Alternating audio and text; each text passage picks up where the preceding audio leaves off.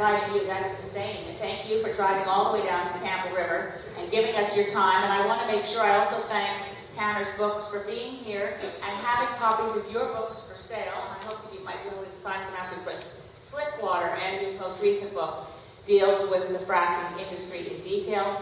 And of course, methane is a very powerful greenhouse gas. And the flyer that I sent to all of you in your homes, I have the statistics from David Hughes' study that says, puts the lie to the idea that we will be helping China reduce greenhouse gases because the carbon footprint of fracked gas exceeds that of coal. So our next speaker, Dr. Owen Finn, has his undergrad was in chemistry, as was his PhD.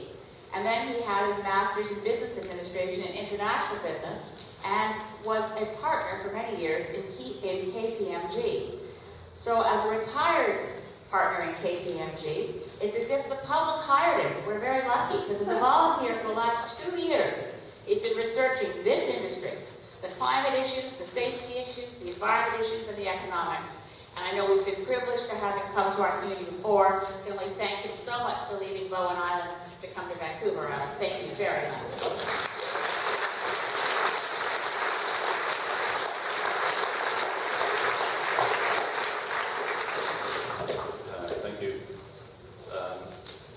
Thank you for coming. It's so great to see this level of interest in the community. It speaks wonders for it. I'll talk a little bit tonight about climate and air quality, cooling systems and the marine effects and LNG safety and security, but bring it down to where you're most concerned, the level of San Janet and Malahat Peninsula. When all that fracked gas gets down to the coast, it's liquefied. That means that you take it from room temperature and you turn it into a liquid at minus 162. That's twice as cold as anywhere on Earth has ever been. It shrinks it from the size of a basketball or beach ball this size down to the level of a pea. And you put it in, you liquefy, store it in a tank, and along comes a tanker and takes 60,000 tons of it away at a time. To make that gas turn into a liquid, it requires an enormous amount of power, and there isn't in the Malahat Peninsula, in the whole of Vancouver Island, enough power from BC Hydro to do this. So this plant is going to have to generate its own power, despite what those of you here on Tuesday where they haven't finished their design just yet. It's pretty well a guarantee, 100% dead ringer certainty, that they're going to have to generate their own power in order to do this. For that, they're going to have to burn about 10% of that gas. And by the time you're all done with the leaking fracked wells, the leaking pipes, the burning of gas in the compressor station, and then the burning of gas to make enough electricity to run that enormous refrigerator that is proposed to be in your inlet, you're talking 6 to 8 million tons of carbon dioxide emissions pouring into your airshed. And I guess the equation that has been trying to be made here is that we have some sort of moral obligation to China to clean up their air, but that doesn't appear to apply any moral obligation to keep yours the way it is. And also avoids the fact that it would seem to be the Chinese government's requirement to deal with its citizens and its problems, which it is doing, but it is doing at the moment not with natural gas-powered generation, but they are becoming quickly the world leaders in renewables. The secondary effect that Steelhead don't want to talk about, and I do, is the effect on your inlet of the fact that you have to carry away all this heat from the room temperature gas down to minus 160. That's an awful lot of heat you suck out of that gas to turn into a liquid. You got to put that somewhere, and there's only 2 places to put it: in the air or in your water. And they have all floating liquefaction plants. There aren't any alive in the world right now. But the proposed ones all use seawater cooling to carry away that heat. Now, that might be fine out in the middle of an ocean, where there isn't a whole pot of life.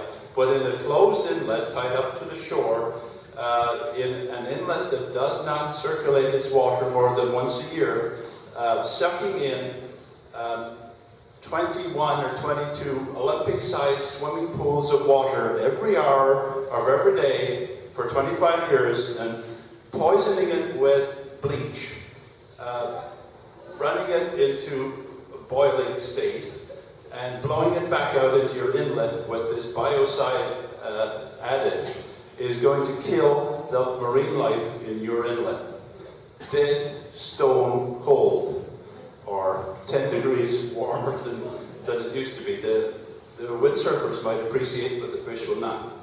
And it is your inlet, and that's a technique that is banned on the West Coast. California 4 years ago told all their power plants, this is too damaging to the marine environment, stop. You have 4 years to convert to once through cooling, get on with it, and they did. So in New York, similarly, they banned in the Hudson River the use of a nuclear plant to use water from the Hudson River to cool its reactors, and said you have to go through something called closed loop cooling, and that means you suck in the water once and you keep reusing it and cooling it, using it and cooling it.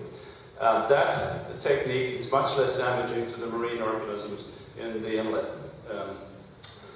Lastly, I think the safety issues. When I first heard of this, I couldn't believe that somebody was proposing to put an LNG facility in the middle of a residential neighborhood in this inlet. I just thought, this is the wackiest scheme I think I have heard, and I've heard a few. In 25 years of consulting and living in boardrooms, this wouldn't last 5 minutes in a normal boardroom, but there may be other things at play here. There are the international organization called SICTO, it's all the gas terminal and tanker operators, have rules, and they have generally had pretty good compliance with those rules and a pretty reasonable safety record. There are far more accidents with pipelines and compressor stations than there are with LNG tankers. And those rules are clearly set out. Do not put LNG plants in narrow inland waterways populated by significant recreational, commercial, and ferry traffic. And if there's a description of Saanich Inlet that's different than that, then it's news to me.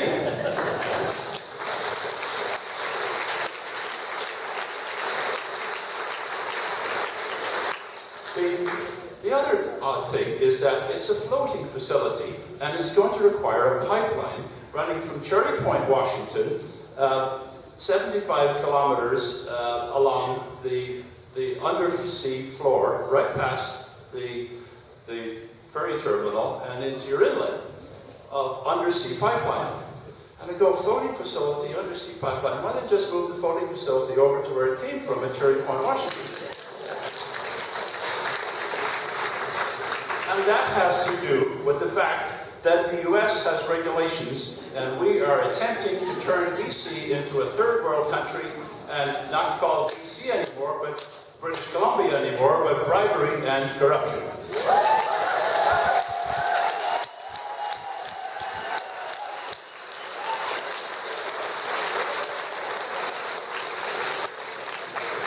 You add this harebrained scheme that last year generated less revenue on net revenue on natural gas sales, as Andrew has described, than the city of Vancouver collected in parking tickets. And you know that this is not what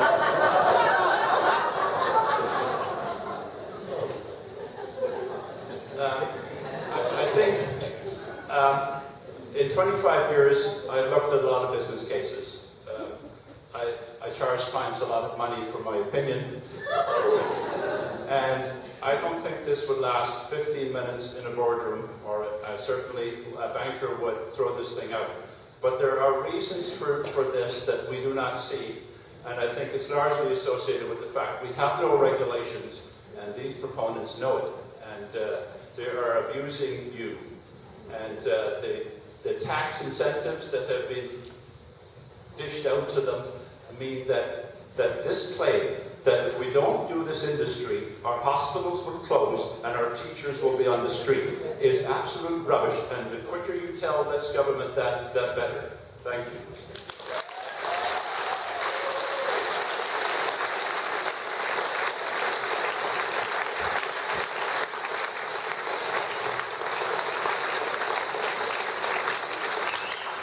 Thank you. If you want to ask a question, it's not too soon to come and line up. How many mics do we have? Do we have just this one here? We have one over here. And we have one over here. So we have 2 mics. I just wanted to put some context. I have met with the CEO of Steelhead LNG, and I've been to some of their meetings, and they do continually say, it's early days yet. We have not put a proposal together. We have not submitted it to government. So that's the case. We do not yet have an active project proposal on Sandwich Inlet from this company, but they do seem very interested in us. I think it's amazing that they offered as much as $10,000 to hold that meeting. And I do want to say to North Sandwich Council that we are all in their debt for taking this on and holding public meetings. But it's passing strange. We also know that some of the motivations that we don't see, and I'll just mention this one. As you'll, I think all know, I oppose the Trans-Pacific Partnership deal.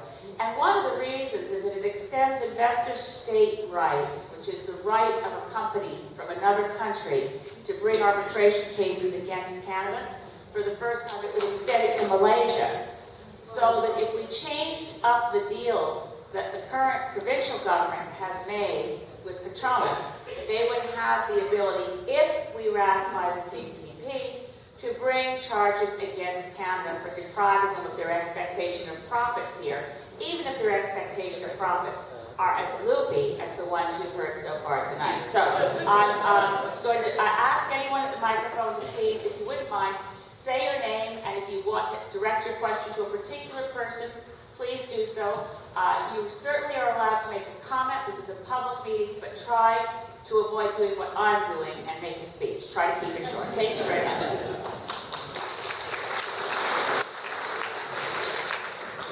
My name is Elizabeth Conway. I grew up next door to you, actually, Chief Tom, on Clark Road. I live in Victoria now, and I am adamantly opposed to this plant and all fracking in British Columbia. My question, I suppose, is for everybody on the board and everyone in the room. Why can't we insist on a referendum in British Columbia for the citizens to vote on whether or not fracking should be permitted in our province? When we have the issues such as, even if you just look at the very basic, polluted water, possibility of earthquakes, and the fact that we're going after an industry which is currently in its death throes. We need to be promoting alternative energy such as solar power, wind power, and God knows we've got wind on the coast. So I just want to know, why can't we ask for a provincial-wide vote to prevent fracking?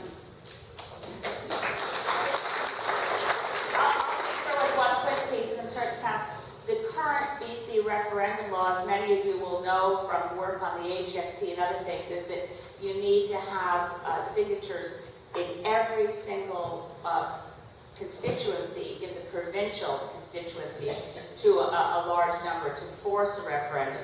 Now, referendum questions are something I'm looking at a lot federally too, but does anyone on the panel want to provide more precision around the response to this question? I think the referendum is next spring 2017. There's an election.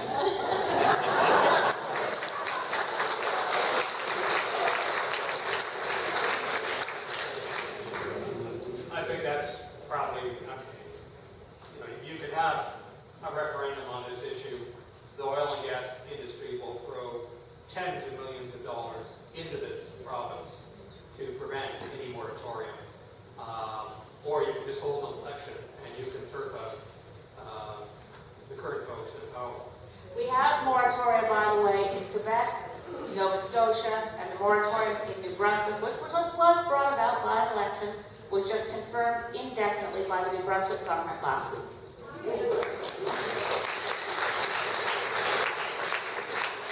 Yeah, my name is David McVeigh. First time, thank the panel and Elizabeth for organising this. My main interest, I hadn't seen anything until your pamphlet tonight, was on the setbacks. And I still haven't heard anything from Transport Canada. I was at the meeting in Central Saanich when Steelhead was there. My name is Beard, I'm married to myself, I teach marine stuff. if they go to 1,500 meters setback, or even 600 meters, with the size of the tanker, the size of the plant, how the hell am I going to get down Colesway or from Sydney when I take people down Butchart Gardens, Todd Inlet, and in a sailboat, they're using that whole inlet? Have the panel heard anything of who will control that? Who will actually police it? Will we have the Coast Guard? Will they have Marine RCMP put in Transport Canada rules for that setback? Because you won't be able to use it. Never mind the regular boaters, private boaters all over the place. There's one point that hasn't been brought out. I know nobody wants this. I was in the oil business as a diver. I know what living on an offshore rig's like, 24/7 of noise and lights. And a lot of noise and a lot of 24/7 bright lights. So the people living around there, it's crazy. I live in the middle of the peninsula, I won't see it, but I'll probably certainly hear it and see the glow from the lights, even by the very end. But does anybody know what Transport Canada is proposing on that? Thank you. Transport Canada has no rules on that, and clearly the law says that Deal with the Navy ships when you fire things around, you can't go. right, but technically it's the Coast Guard, but the Coast Guard has no the proponent has no jurisdiction outside of the water lease extension into the water at the plant. The tanker going in and out has only the rights of way that are afforded under normal navigation rules at sea. So technically, as a sailboat, you have rights over an LNG tanker, but I would be cautious about using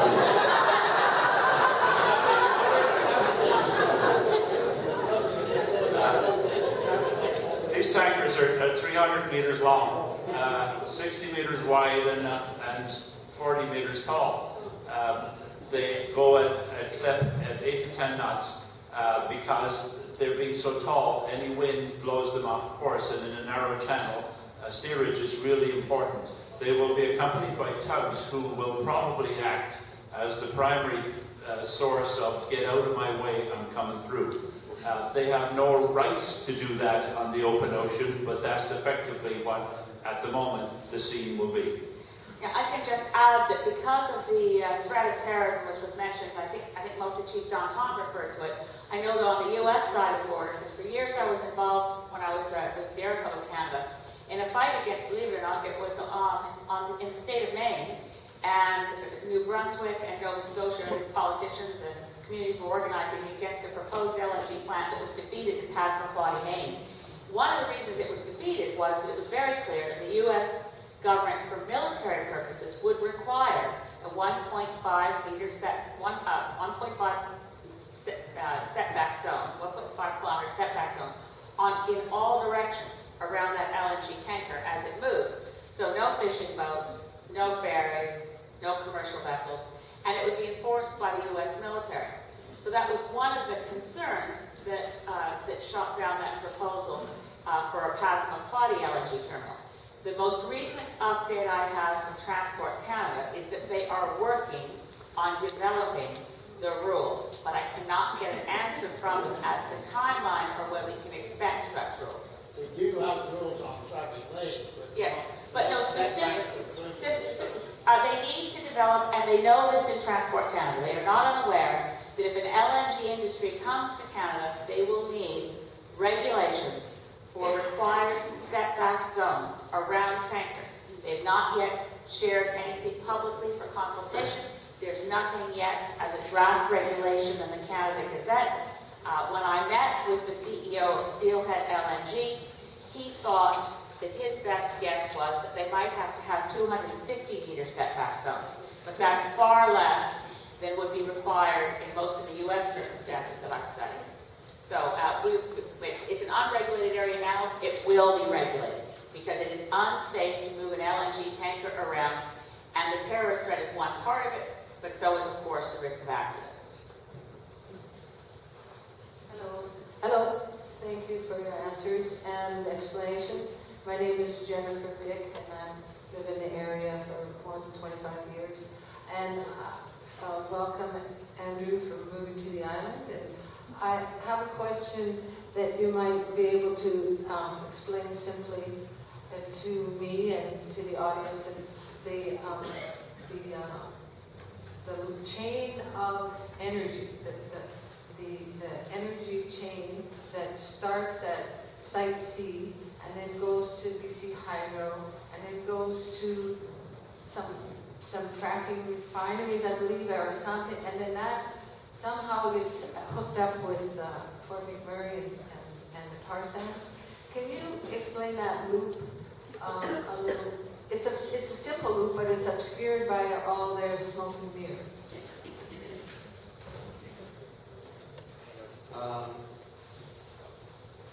Close to 50% of the shale gas now being extracted in northern BC is shipped to Alberta, where it is used in the tar sands to extract bitumen.